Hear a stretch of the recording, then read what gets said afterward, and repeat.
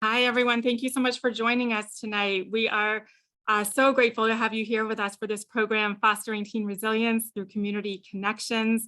And we're really grateful to the Community Collaborative of Newton-Wellesley for putting this event together, and in particular, the Substance Use and Resilience Councils for coordinating this event. I really wanted to say thank you before we get started to Kim Gerard. She is our Senior Manager of Community Health, and she really has done such a tremendous amount of work putting this webinar together, and just wanted to really express our gratitude to her for all of the work she did. So thank you again for joining us today. We are so happy to be able to share this information with you and to be able to have a program like the Community Collaborative at Newton-Wellesley to really engage with the community and to offer educational resources and to really engage with you where you're at and answer questions that you might have. So I'm going to start by introducing our panelists and speakers tonight. We really have such a wide range of expertise and experience on the panel, so I'm really looking forward to hearing everything that they have to say tonight about this topic. So first, I'm going to introduce Dr. Elizabeth Buma. She is the Chief of Child and Adolescent Psychiatry here at Newton-Wellesley Hospital, and she is also the Director of the Division's Community Health Initiative, the Resilience Project. She earned a BA in psychology from Emory University, also attended NYU in a pre-bac pre-med program, and received her MD from Weill Cornell Medical College. She is trained in adult, adolescent, and child psychiatry through the combined MGH and McLean residency and fellowship programs.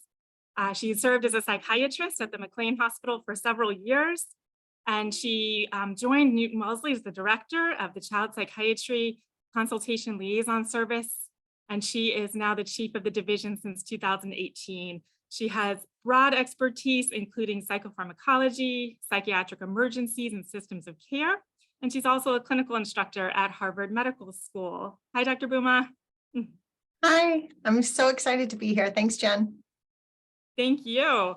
I also want to introduce Dr. Katharina Armstrong. She is the Associate Director of the Newton-Wellesley Hospital Substance Use Services. Dr. Armstrong graduated from University College Dublin School of Medicine and completed internal medicine residency training at MGH and a fellowship in infectious diseases at Beth Israel Deaconess Medical Center. Dr. Armstrong was also awarded a master's in public health from Harvard Medical School in 2015. She is board certified in internal medicine, infectious diseases, and addiction medicine, and is an assistant professor at Tufts University School of Medicine. She is a member of the Continuing Medical Education Board for the American Society of Addiction Medicine, and she also serves as the medical director for the Windsor Mountain International Camp. She also serves on the board of directors for the Boston Bulldogs, a nonprofit wellness and running club that has been established to provide an anonymous and safe community of support for all those adversely affected by addiction. Hi, Dr. Armstrong. And also joining us tonight is Katie Sugarman. Katie is the Prevention and Outreach Program Manager for the Natick Health Department, and she also serves as the Director for the Natick 180 Coalition, which serves as Natick's principal community-based coalition for inclusive and culturally responsive addiction education, prevention, and recovery. Natick 180 fosters community conversations about substance use and mental health that are driven by empathy, respect, science, and data. Thank you so much for being here, Katie. Glad to be here. Thanks. And we also have Julia Rossi joining us. Julia is a 12th grader at Natick High School and the co-chair of Natick Above the Influence, the youth group of Natick 180 that works to support youth in Natick by promoting positive mental health and preventing substance misuse. Thank you so much for being here, Julia. Thank you for having me.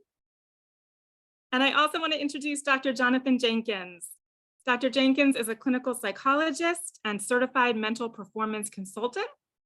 In addition to practicing at MGH in the Child and Adolescent Outpatient Psychiatry Department, the MGH's Sports Psych Department, he is also the founder of his private practice, Mental Fitness and Psychotherapy, located in Brookline and Cambridge, Massachusetts. Dr. Jenkins is also an expert in diversity, equity, and inclusion, and consults to organizations looking to engage in more anti-racist and anti-discriminatory practices in the community. Hi, Dr. Jenkins. Hey, everybody. And my name is Jennifer Del Rey. I'm a psychologist in the Newton-Wellesley Division of Child and Adolescent Psychiatry and also the Associate Director of the Resilience Project. Like I mentioned, one of our public health initiatives. So without further ado, I am going to go ahead and hand it over to Dr. Bouma and Dr. Armstrong to get us started with our first topic.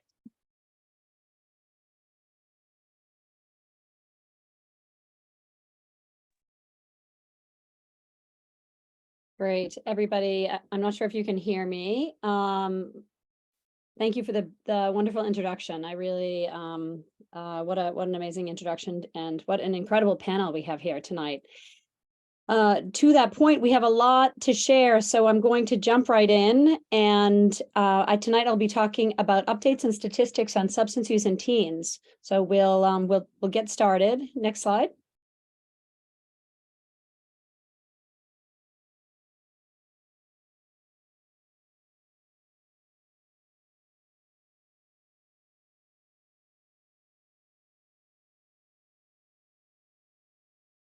So sorry, I'm trying to get this to advance. Hold on, please. Okay. Thank you for helping. So just I'll talk as we're getting the slides moving. So really, what I'm going to be presenting is data that's collected every year in a large collective that goes throughout the country. And the way the data is really looked at is it's called Monitoring for the Future, and it's a large data set that basically takes a number of surveys and it focuses on the following grades, which we'll focus on here tonight. It will be 8th grade, 10th grade, and 12th grade. And really what it offers the opportunity is for students to really talk openly and honestly about what they're seeing, what they're feeling, and as it pertains to this subject and drug use. It's used for many different things, but what we'll focus on tonight is really the statistics that are reported, and it's focused on those grades. Next slide. So I'm going to really just talk very briefly. I know this is a busy slide, but the survey looked at 31,438 students. And basically what it found in the 2021 to 22 data is that there's really 3 areas of use that are what we're seeing at different levels and are most prominent. When they looked at the first overall illicit use in substances, what they found is mainly nicotine, cannabis, and alcohol. And of those statistics, in the 8th grade group, about 11% of 8th graders, about 22% of 10th graders, and 32.6% of 12th graders reported in the past year use of any of these substances. Broken down further, it looked at 8th, 10th, and 12th grade for alcohol and found that those statistics looked at in around about 15%, 31%, and 52% respectively. Nicotine, primarily vaping, and really looking mostly at vaping, not smoking, is where the statistics were the highest, where again, 8th, 10th, and 12th grade was found 12%, 21%, and 27% respectively. And then marijuana or cannabis, mostly in the form of smoking, and lower numbers in vaping cannabis. Again, 8th, 10th, and 12th grade looked at and found 8%, 20%, and 31%. In terms of illicit substances, other than cannabis, when that was looked at specifically in those grades, the numbers were much lower and equaled out to be about 5%, 6%, or 8%. And the only slight increase that was seen compared to pre-pandemic, so compared to pre-2021, was in 12th grade. There seems to be a slight increase in the use of narcotics. Next slide. So we'll look just briefly at some trends by graph. This again is looking at the past year illicit drug use. And again, what the good news here is these numbers are actually going down. They're going down from the pre-pandemic levels, and so this is really good news in all of these different areas. And these graphs move out from 2021 to 2022 and look to seem to stabilize from pre-pandemic times. Next slide. Again, this is really the data that we looked at first in the first few slides, and it's looking at nicotine vaping. It looks to be that, again, 8th, 10th, and 12th grade, you'll see the 12th grade on the top, that those numbers jump from 16 to around 35% in terms of nicotine vaping. And what we seem to see is that the numbers are going down between pre-pandemic and post-pandemic numbers. Next slide. Again, marijuana vaping, kind of similar trends, but we're seeing, again, the highest numbers we're seeing in the 12th graders. And we seem to see that this levels off in around the 2020 to 2022. These numbers continue to be stabilized in terms of marijuana vaping. Next slide. And again, when looking specifically at marijuana daily use, it seems to have a trend of leveling off, but pre-pandemic was higher. Next slide. In terms of alcohol use, it seems that the overall numbers, again, from before the pandemic to now, seem to be in around sort of 4 to 5% in the 8th graders and upwards of 16 in the 12th graders of binge drinking. And again, looking at past year use, you see 20 up to 55%, and again, stabilizing once the pandemic has hit. Next slide. One interesting finding, and these numbers look specific to 8th grade. And what was found was that in around 2015, 2016, and then carried up until the 2021, 22, there was an increase in amphetamine, inhalant, and cough medicine misuse trending upward in the 8th grade group only. So that was an interesting finding that was found and seems to be panning across into the 2021. And there's still data is still yet to be collected for 2022. Next slide. So overall trends, we're seeing alcohol is by far the most prevalent, and we're seeing this more in the 12th graders. Specifically, what we found in data surrounding this is that teens that do drink before age 14 are 8 times more likely to develop a use disorder if they start before age 21. So the key is to wait as long as possible. We did see moderate increases overall between 8th and 12th grades. And in general, data from 2010 upwards to 2022, there is an increase in prescription and illicit prescription use in all age groups. Next slide. The COVID-19 impact seems to be that the trends are down. It seems to be correlated with a decrease overall in reported use. And this is likely secondary to lockdown, students being maybe home around parents, not in school, and less socializing. So this seems to have correlated with a decrease overall in use. Next slide. One of the things I think is important for us to just point out about these studies, which is interesting, is how the questions were asked, and perceived risk, disapproval, and availability were asked very specifically. How, in particular, how much do you think using this is harming yourself or others, and how difficult is it for you to get this substance, are some of the questions that are used. Next slide. And if we look at the answers in particular around vaping, which has been prominent in rising to then a stable level now, the statistics seem to be, in terms of the why, is by and far curiosity. Peer pressure, other family or friends are using. And in terms of the where, it seems to be that, we'll see that on the next slide, but access to getting products is relatively easy, mostly reported from friends, from vape shops, and then right down to about 6% online. Next slide.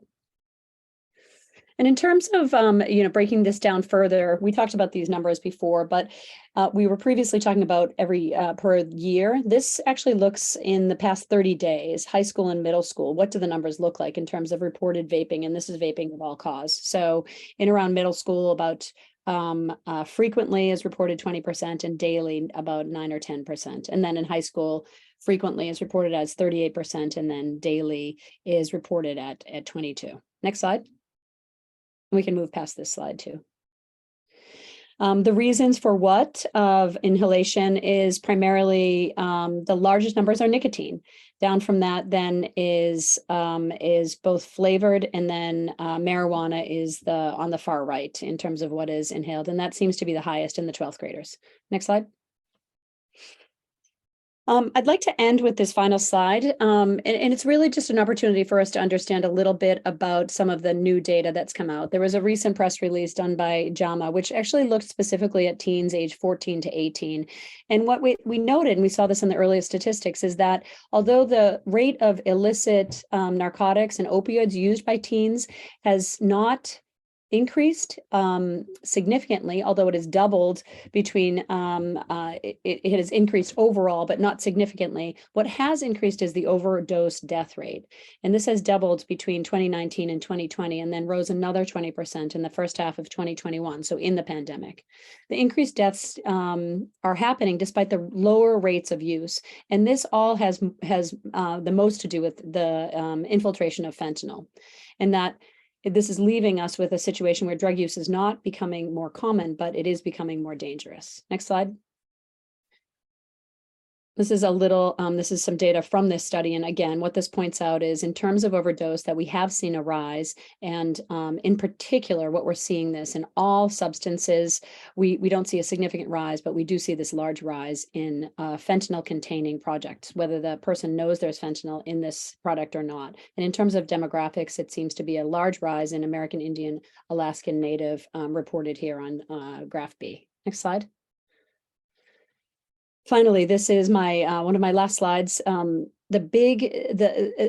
important takeaway here is that what we're seeing is that there is fentanyl that has been found in many different substances, everything from what individuals might think that they're buying as Percocet pills or Adderall, the use of cocaine, and even has been found in marijuana. And the importance here from this slide is that it has been found in seizures, meaning pill seizures from 2018 right up until 2022. And the key is just awareness and for us to be cognizant of the fact that fentanyl is infiltrating into the illicit drug arena, and it's incredibly dangerous, causing these fatal overdoses. Next slide. So I'll leave you with a slide that's so important for us to talk about, and it's the importance of knowing what Narcan is, how to use it, and how we can really just normalize this. This is a life-saving medication. It's naloxone. It reverses an opioid overdose, and it is easy to use. It has no assembly. It does not involve a syringe, and it's an easy delivery system that can be given to a person that could potentially be overdosing and have an immediate reversal of this fatal overdose. We have many different opportunities for training, and even with that, it is so simple to use and such an opportunity for one to save someone's life that it's important for us to talk not only to our kids but to everybody, and that we normalize this medication and have it available to really help people. So next slide. This is my team. I just want to say thank you. This is Substance Use Services at Newton-Wellesley. And next slide. Please let us know if we can help. We see patients 18 and older. We don't see young persons, but we'd be happy to help with referral to the right place. And thank you so much for listening. Thank you, Dr. Armstrong. That was so interesting. I feel like I learned so much about different statistics. I do have one question. How do families get the Narcan if they're interested in having that, even if they may not have somebody in their household, but maybe they want it in their household in case a friend is over, their child's friend or somebody's over, but how do they get that? Right. So first, one thing I want to mention is Narcan is no longer by prescription only. This is a huge win. This was a big change. Recently, legislator have turned this. So Narcan can be bought anywhere. You do not need a prescription, so you can go to a pharmacy. Now, that's difficult, right? To go into a pharmacy and ask for Narcan. And that's why I think it's so important for us to try and normalize. So it's also available in our town hall. Our folks in all of the different towns carry Narcan. In our hospital clinics, most clinics have Narcan available in your PCP. We have this in the police and fire departments and many different areas. It's also something that we try and spread when we have different events within towns, but the town hall, every town hall has an opportunity for distribution and carrying Narcan, which is fantastic. That's great. Thank you. And I just want to encourage all of our participants, if you have questions that come up, please feel free to put them into the Q&A. If you have comments, you can use the chat, but we're happy to collect questions and either answer as we go, or we can revisit toward the end. So thank you, Dr. Armstrong. I'm just going to pull up my slides. Here we go. So I know we have so many great speakers. I want to get through these fairly quickly, but I'm just going to be talking a little bit about mental health, children's mental health, and then how engagement, different ideas about how having kids engaged with their community can really help bolster them in terms of their mental health, and also in terms of preventing substance use disorders or substance misuse. So just a quick bit of data, what we're seeing at Newton-Wellesley Hospital. So just to give you an idea, this light turquoise color is before the pandemic, the number of kids with a psychiatric issue. So this is 18 and under coming into our emergency room. Before the pandemic, we saw a dip in 2020. Primarily, that was because we saw almost no children in March and April. So kind of evened out over the year, we see a dip, and then a big spike in 2021 with a little bit of good news. It's kind of come down a little bit, but we're seeing about the same numbers this year as we have in 2021 and 2022. I think a little bit of good news is also that when we look at the acuity of patients coming in 2021, we saw a pretty big spike of our highest acuity kids coming in, which is kids coming in after a suicide attempt.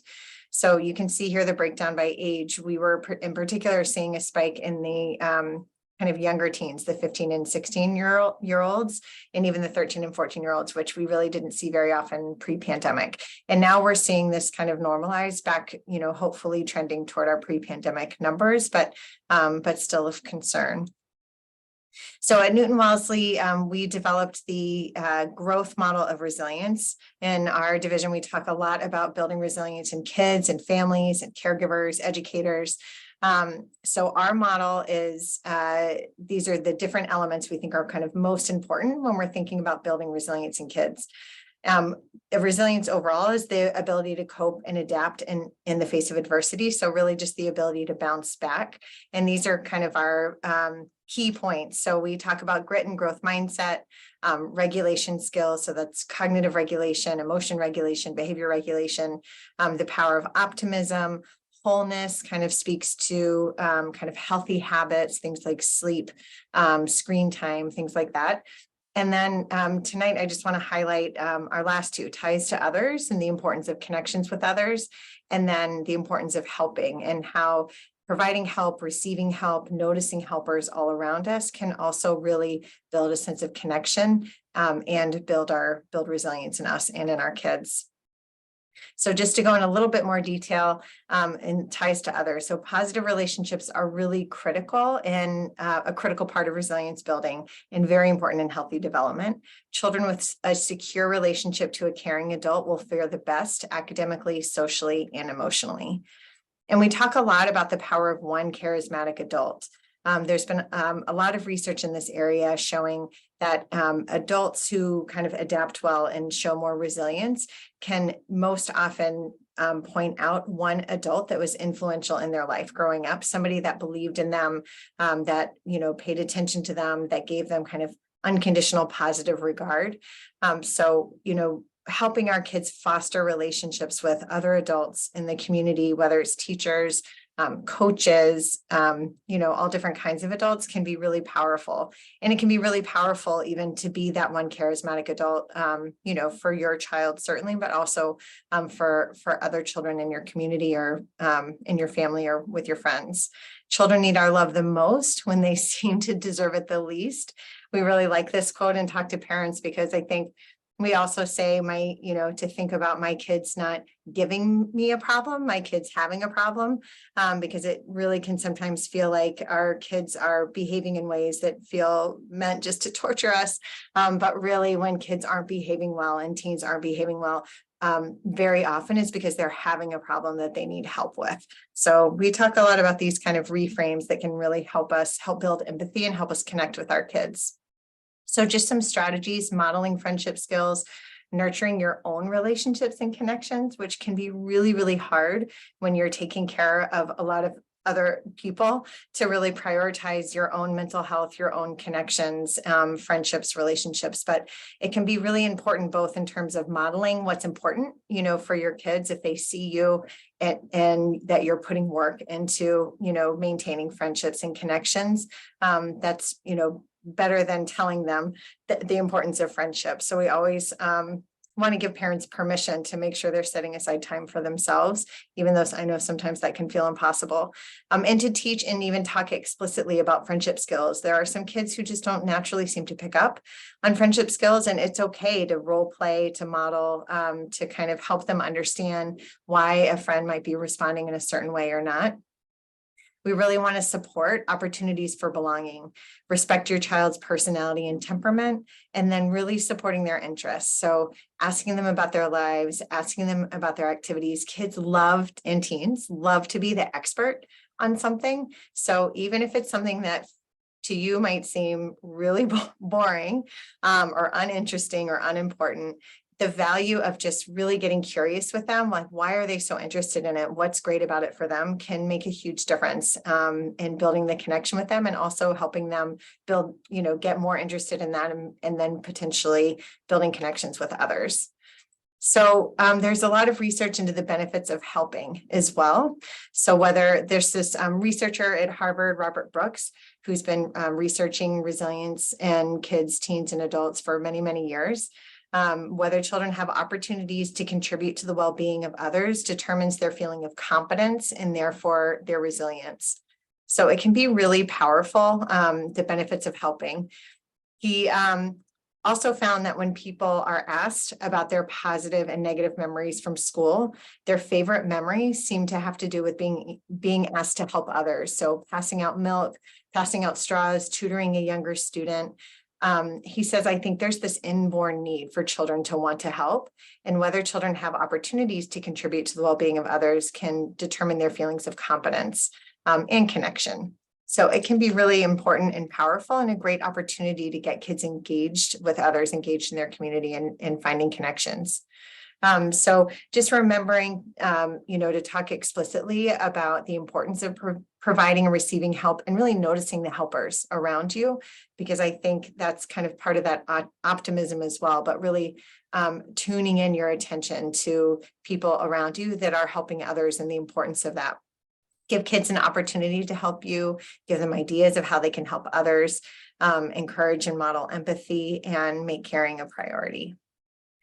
There's some also great research on participating in the arts, group-based interventions like teaching social skills. So even social skills groups, therapy groups, but also hobby groups can be really meaningful and powerful in terms of getting kids engaged in the community. Civic engagement and volunteering.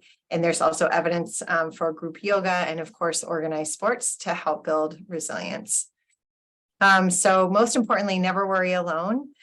This is a QR code that will take you to our Newton-Wellesley Hospital Child Psychiatry resource page, where we have listed all kinds of different resources. We will also email out at the end of this a resource page we put together as a division that just has not so much mental health treatment, but more ideas of specific ideas in our local communities of how to get your kids engaged and interested in all different kinds of things, from volunteer opportunities, jobs, clubs, social clubs, different kinds of things that you might not be aware of or that your kids might find interesting. So we'll send that out after. So with that, I will stop my share and I will hand it over to Katie Sugarman. Great. Thank you so much, Dr. Bouma. I will make a quick plug before I start talking about community engagement. And I will echo what Dr. Armstrong was saying about the presence of Narcan in our community, as we do provide Narcan through the Natick Health Department, and are happy to provide Narcan for free for anybody who lives or works in Natick. So contact the Natick Health Department if you are a part of our community, because we are happy to provide that. And get it out into as many places as we can in Natick. But similarly to what you've already heard from Dr. Armstrong and Dr. Buma, we certainly see in Natick that, youth who are more connected at home, at school, and out in their community are at lower risk for substance use and other risky behaviors. And so as somebody who quite literally works in a community, as somebody who works for a municipality, and as somebody who also manages a community coalition that has a presence from schools and community organizations and our police and fire departments and a number of other municipal departments, I'm just going to talk a little bit about some of the both formal and informal ways that I see young people get connected and engaged in our community all the time. Obviously schools are often one of the first points of connection to extracurricular activities that folks think of. Obviously school sports can be a wonderful presence in a lot of young people's lives.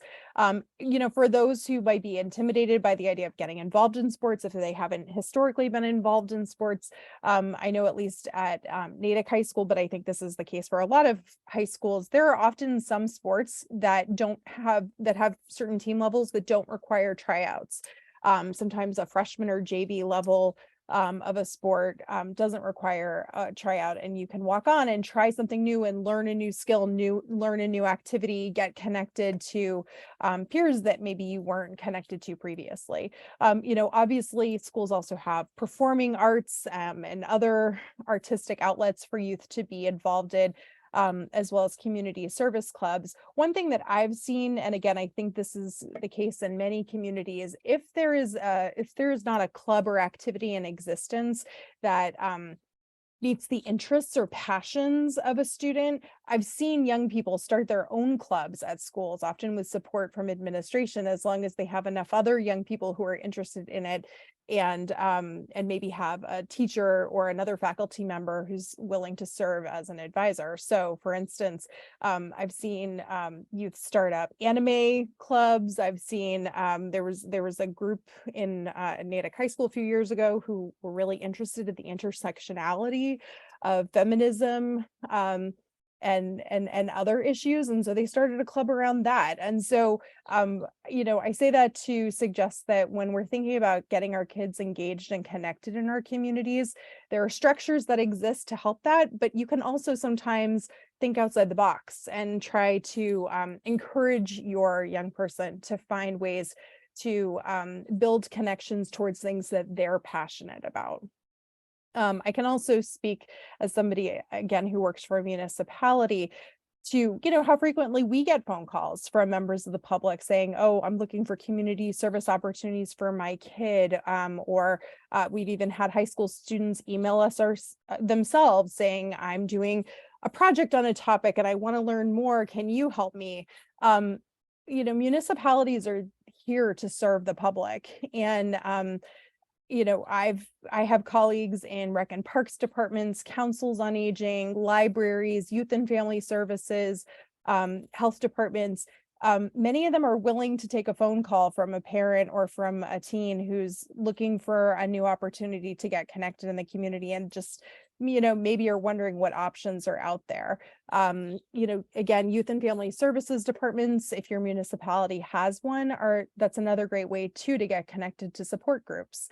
If perhaps a support group around a mental health challenge or another kind of another challenge that a young person's facing, there are often support groups that are offered for free through municipalities that can be another way for students to both learn some skills and get connected to peers. I think when I'm having conversations out in the community with families, I think that one of the challenges is often around how to help young people budget their time. Which is obviously a lifelong skill. I often talk to parents who are either concerned because their young people are overcommitted, they're involved in so many activities that it's hard for them to figure out how to prioritize their time, how to structure their time, and how to do it all without exhausting themselves. Our teens needing to get more sleep is a whole other topic. Or I talk to parents who are concerned that their students are underconnected, that they don't have enough connections to school or community activities. But I think helping our young people think about which things actually bring them joy, which activities actually fulfill them in some way, reinforce things about themselves that they like, or make them feel valued in some way, is really important. And if you are wondering, especially if you have a middle schooler and you're thinking about that leap into high school and, oh my gosh, how do I get my middle schooler involved in activities in high school?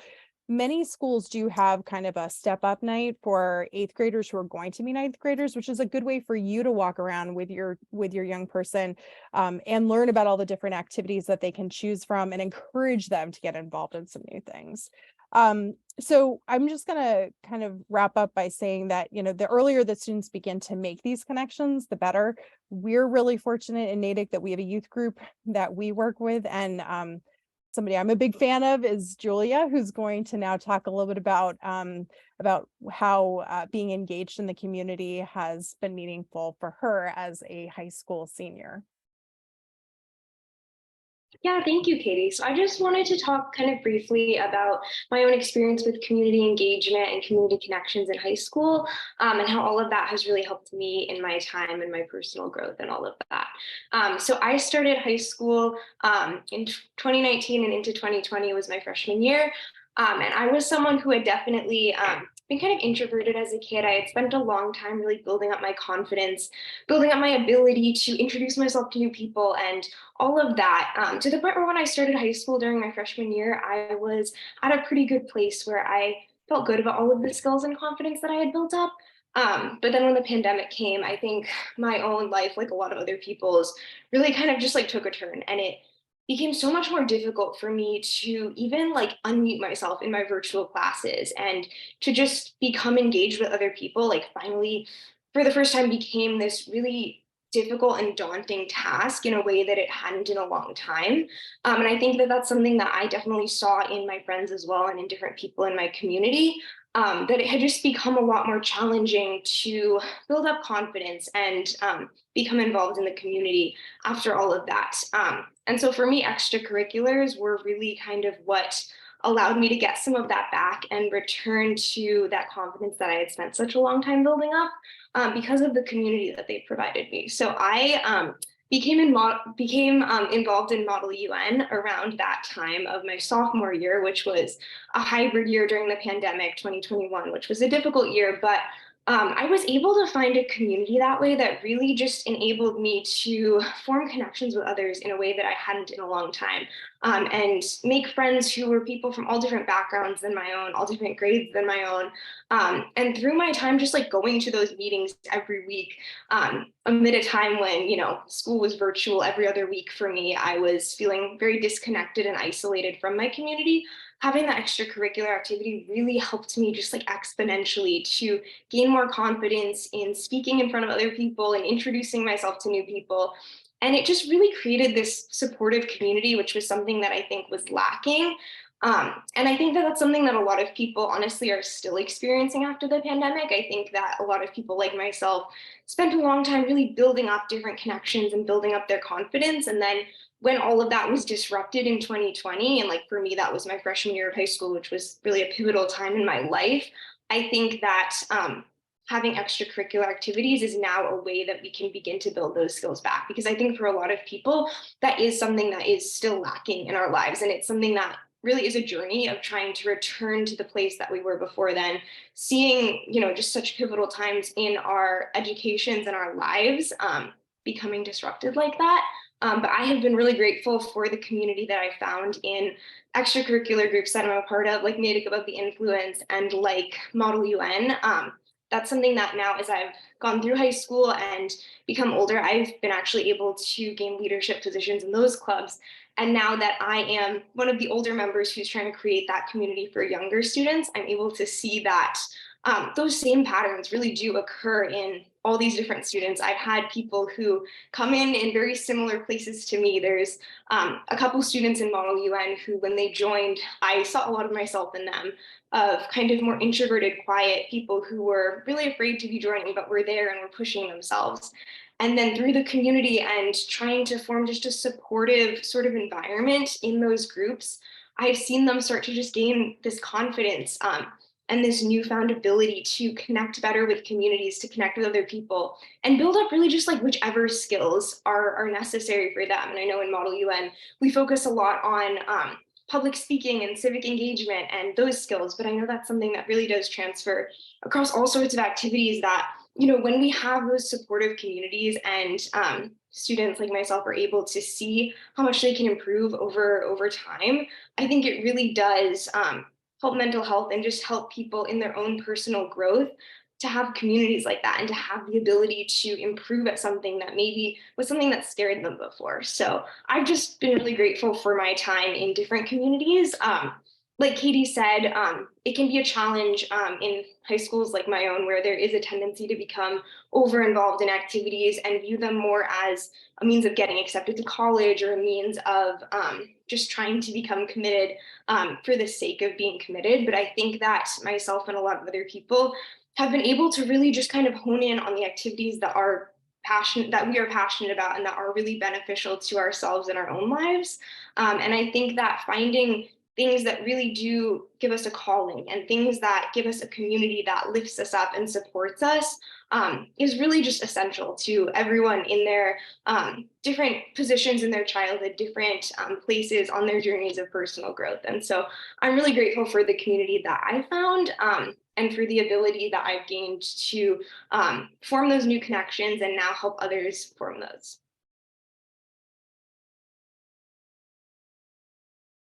Thank you so much, Julia, for being here and sharing all that. That was wonderful. Thank you so much. And I just want to remind everyone that if you have any questions for our panel, to please feel free to pop those into the Q&A. And we'll be taking some questions at the end. And if you miss any pieces today, don't worry, you'll have access to the recording afterward. And you'll also be getting some resources as a follow-up to this program. And so now I'm going to go ahead and pass it over to Dr. Jenkins, who is going to talk a little bit about the role of community connection in athletics. Hi, Dr. Jenkins. Hey, everybody. Hope we're all having a great night. I realize this is a special day for me, in part because I'm a native son of Natick. So it's cool to be working with some people who are from Natick and doing some great things for the community there. And I just realized my aunt is on this Zoom. It's one of the participants in the audience. So that's why I won't call her out, but it's good to see her supporting this program and also continuing to learn how to best support the young people in our community. She does great work in that area. So I'm going to talk about the impact of sports for young people just briefly, probably 2 or 3 minutes. And then if you have any questions, feel free to ask them at the end. But one of the things that's really big about sports is there should be some elements in community around young people who want to really excel in sport, but there also needs to be space for people who just want to use sport as a social avenue to meet friends, get a good little exercise, and they don't necessarily have aspirations to become professional athletes or to play in college or play in varsity. They just want to run around and be social. So as we think about sports, think of both ends of that spectrum and the gradient in between and how we can leverage sports as an activity for everybody to increase mental health and emotional wellness, but also as something that can be a protective factor against substance use. So one of the big things is the positive impact that it has on the physical activity of the brain and the physical development of the brain. There are actually biological, neurobiological changes that occur when the brain is exposed to exercise that enhance executive functioning, that enhance short-term and some long-term memory. And so the brain of the young person is healthier. And we all know during adolescence that executive functioning and the frontal lobe is still growing. So anything that you can do to promote positive growth in that area is going to be great. Sports enhances resilience.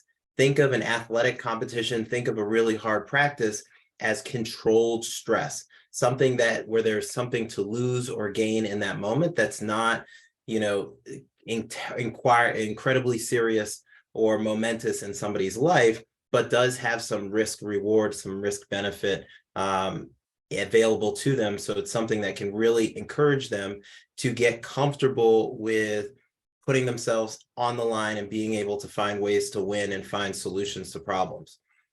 And then there's collaboration. A lot of people talk about how sports can be a new family. They get to spend time around their peers, similarly aged peers, and hopefully really good adult mentors who are the coaches and maybe other parents or caregivers of the other players on the team.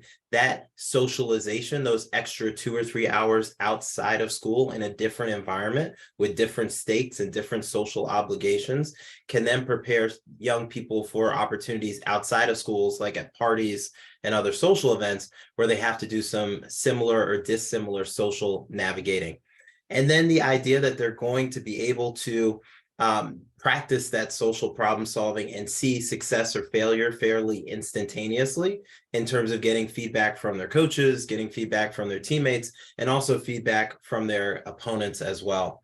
And then again, that access to resources, sports can be a really great avenue to improve and increase your community. I play lacrosse in college. I can go anywhere in the United States, and if I find another lacrosse player, I have something instantly that bonds us and gives us a sense of connection and may make me feel safe in a community or in an environment where I may otherwise feel vulnerable. Same thing with youth athletes. The connection that they have with their sport, the community and the culture that they have with their sport can really give them opportunities to make new friends, make new relationships, get access to different resources or different environments in settings where those things may be kept from them. So that's a quick run through of how sports can protect against not only mental illness, but and emotional wellness, but also substance use. Thank you so much, Dr. Jenkins. And so we're going to bring on Holly Chin now. Hi, Holly. Hey, how are you? Good. Thank you so much for being here. So I am going to just give you a brief intro, if that's okay.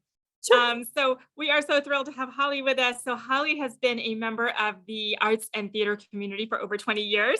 And she is a professional director, performer, vocalist, and a writer who really has a passion for developing the love of the arts in youth and using the performing arts as a platform for promoting confidence and self-esteem and teamwork and belonging for young people. She is the director of the Natick Academy of Performing Arts, a nonprofit organization, and also the director of the Holly Chin Vocal Studio. So hi, Holly.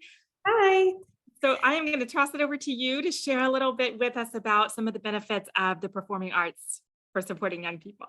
Trying to tailor it in has been tricky because there's a lot of benefits. I think when I first started this, I didn't really know what my goal was, but over the years, it's definitely shifted to, providing that an area and a space outside of school for kids in the community where they're less stressful, they're not judged. I mean, at school, they're constantly being measured and watched and judged. And outside of that, to have a place where they can go where, not to sound super uber crunchy, but doing theater and performing arts, even in a private voice lesson, or if they're on stage doing something, it's the land of magic and make believe. It's a time where you get to be extremely expressive with no judgment.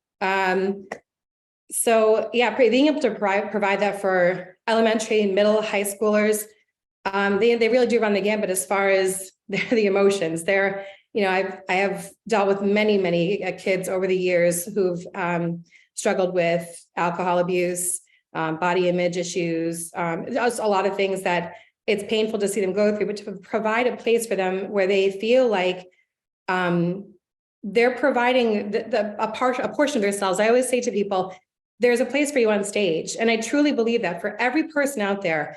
I've worked with children who have selective mutism, who don't speak at all. And the parents were like, what do we do? I don't know if they're just going to work on stage. And we find a place for them because in every show, isn't there a shy person and a really boisterous person and someone who, you can find your place on stage and be a part of that community. I feel like they become a family after a while. They become accountable. We do a lot of work. Putting on a show is hard work. Yes, there's a lot of fun and play and things, but when the result is, if anyone has seen a show, there's so many components that go into it. They feel a part of every piece of that. So they're accountable. Their rehearsal time is rigorous. There's a lot of demand put on them. They feel when they show up that they're providing and that they're special. And so I was commenting in my head when Dr. Boom was talking about the help aspect. So yes, there's the onstage portion where they're in the work and they're doing the work, but as they get older, the kids who I've had who have struggled with depression, feeling like maybe the ones who aren't quite fitting in and not finding their place, asking for help is one of my biggest things, and they rise to the occasion every single time. I had, like, recently, there was a girl, she just felt she just couldn't fit in. She's like, my voice isn't as good as everyone else, and I just don't know if I want to do the show anymore. And I was like, well, I said, you know, I'm sorry to hear you say that, but I'm like, I actually needed to ask you something. And I said, I made myself very vulnerable to her. And I said, I need help. I was like, I know it sounds silly, but I need your help with something. And she said, okay. And I said, you do such great eye makeup. And she does. And I said, and your hair is outstanding. And I said, I need help with hair and makeup. I was like, is that something that you might be able to help me with? Because I'm not really that good with that, as you can see. So she was like, oh, okay. And I said, you could send me a couple of pictures, some emails of, design ideas you like for this particular scene. And instantly she was like in it. She shined through a whole show. She just was in her element, and she got to put her stamp on that and show everyone and say, if anyone wants like this blue color, I'm going to, do this over here. So, asking for help has been awesome. I've developed a junior mentor program for them. So my rising middle and high schoolers get to help the elementary kids. It's a full circle. The elementary kids love working with the older kids, and the older kids feel super special because the kids, they make them feel like superstars. So, but again, they're learning accountability and being a part of something. And it's, I worked with hundreds of kids, and I don't think that there's ever a time that I could look back and say, yeah, that was actually not very helpful for them.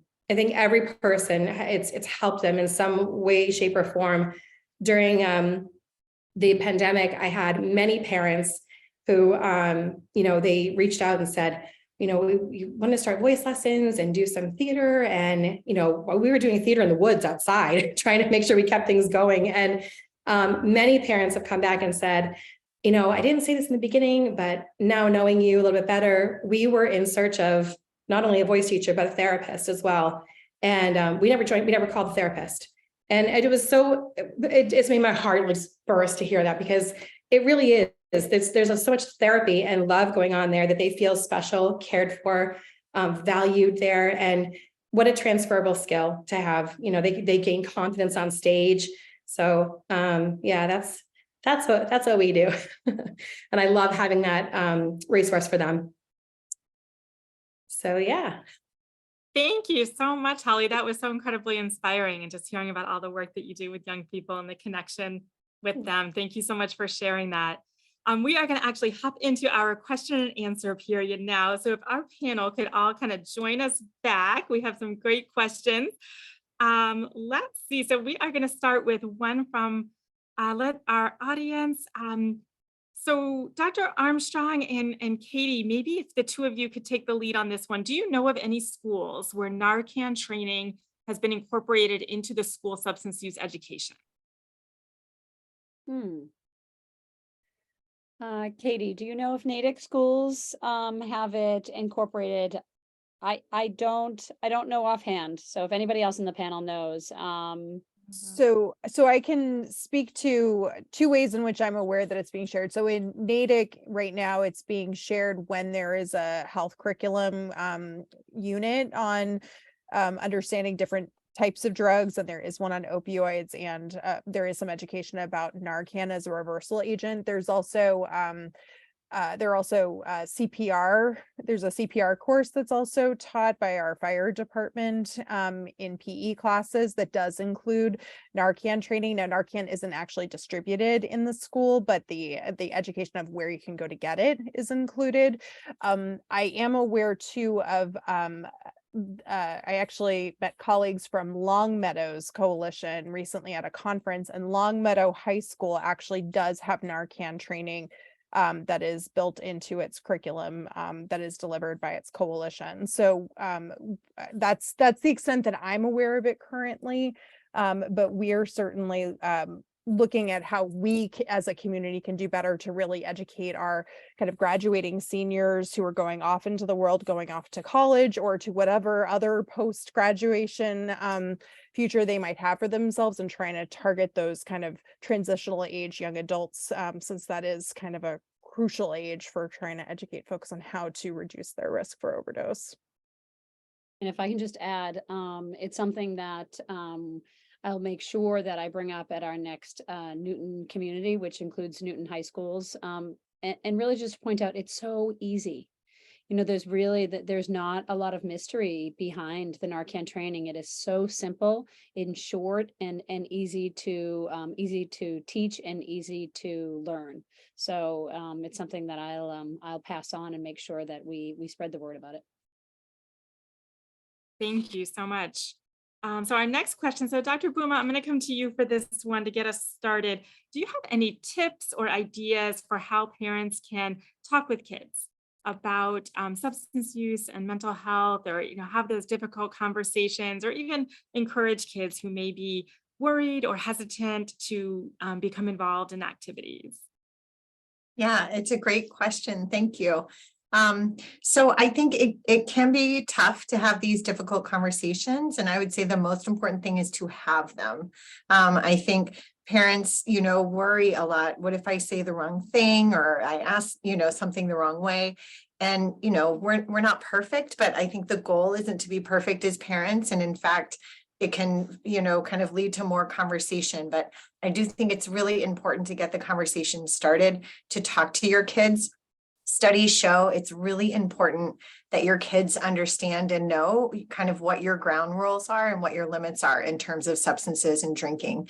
And we hear all the time parents say, like, well, we know all the kids are smoking pot, so, definitely my kid's going to do it, even if I tell them not to. Or, I think there's kind of a sense sometimes of hopelessness, but, it's really not true. I think, as we saw in the statistics that Dr. Armstrong presented, that most kids aren't using drugs.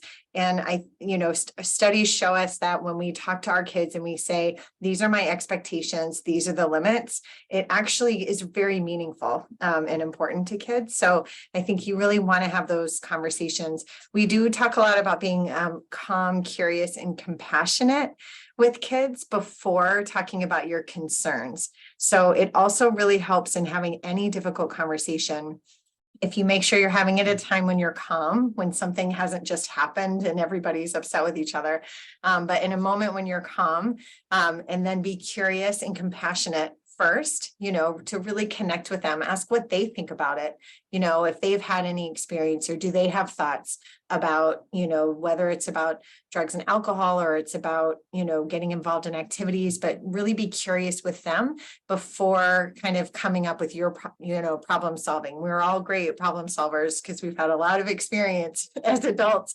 but our kids really need the opportunity to really think about, how, what they want to do and how they feel about it. So I think really talk less, listen more, make sure you have the conversation. And I think kids who are hesitant, the same kind of thing. I think just getting really curious with them and thinking about what they're interested in, and even very, very small steps, even if it's like one-on-one with another person, or, trying something out one time, or, so you can kind of go in baby steps when kids are reluctant. But I would love to hear if Julia has any other tips for us, and kind of when we were talking to our kids about these tough conversations, if you have any other thoughts about things that could be helpful for parents to think about.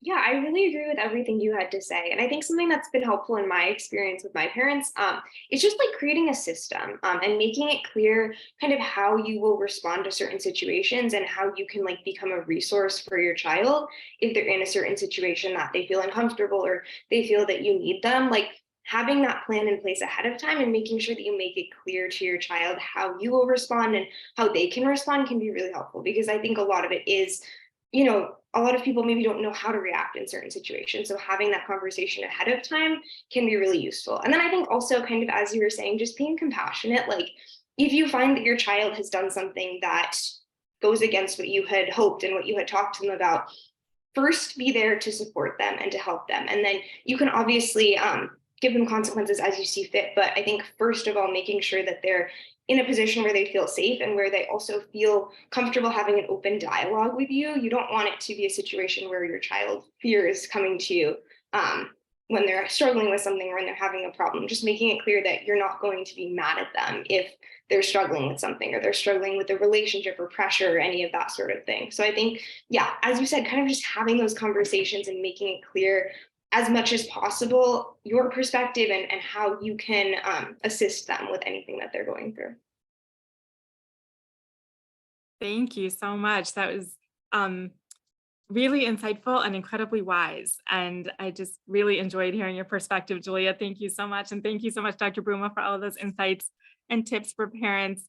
So we have one last question we're going to wrap up with here. So Dr. Jenkins, I'm going to come to you first on this one, and then Holly would love to hear your thoughts too on the role of and the importance of mentorship for kids and the, what your experiences have been with that and how adults can be mentors for youth. Yeah, sure. I think adults can play a critical role in being mentors for youth, but I also love the idea of peer mentors. And so getting young people excited about being mentors to same age peers, slightly younger peers, significantly younger peers, and being able to start that practice of mentoring, giving support in a way that is one directional for the benefit of another person so that they can be physically and emotionally well. I think teaching young people how to do that at a young age will then build a community of mentors when they become older, but also demonstrates to them that we should ask everybody that we have a great relationship with for advice on things that are going on in our lives. And obviously different people, we ask different advice, but being able to really see how we have a community of people who are excited and enthusiastic to help us. And as an adult, if you want to be a mentor, but there's certain areas of mentorship that you're not comfortable with, that's okay. Really strive to find those young people who are interested in the areas that you feel comfortable mentoring in, and you will find an abundance of people that are interested in your support, your empathy, and your wisdom. I agree 100%. I think that growing up, I know exactly who my adult mentors were outside of my mom and dad, and some of them knew me better than my own parents. And I have some of those relationships with my own students, and I love that. I love that they, within boundaries. And we do talk about that. We live in a different time where occasionally I'll get a text at like 9 o'clock from a student, and I'm like, that's inappropriate. Okay, let's not. We need to have boundaries. We set those. I always say, like, make sure a parent knows when you're texting, and then we put that together. But lots of times they have been forthcoming with certain information that maybe parents didn't know about. And I did, talk with them gently and say, this is important information. And I love that you're trusting me with that.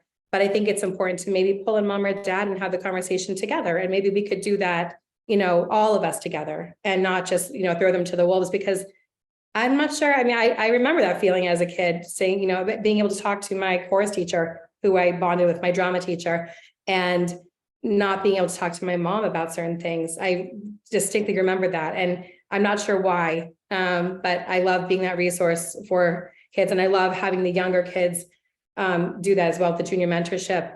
But, giving them that allowance, as Julia mentioned, who is an old student of mine, by the way.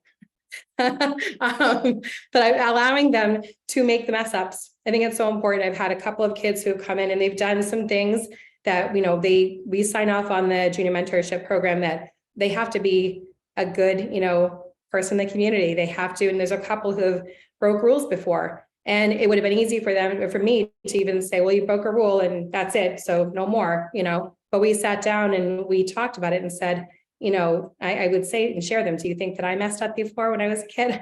Yes, I definitely did. Do you look up to me today? Yes.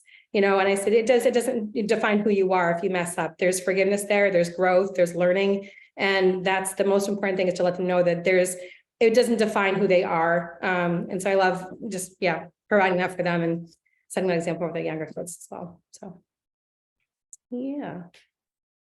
Thank you so much. And thank you everyone for being here tonight. This has been so wonderful to hear everyone's perspectives and information that everyone had to share. And thank you, a huge thank you to our whole panel for all of the work you do in the community to support young people and our whole community. And thank you everyone who joined us today in the audience. And we will look forward to seeing you at one of our programs in the future. Take good care.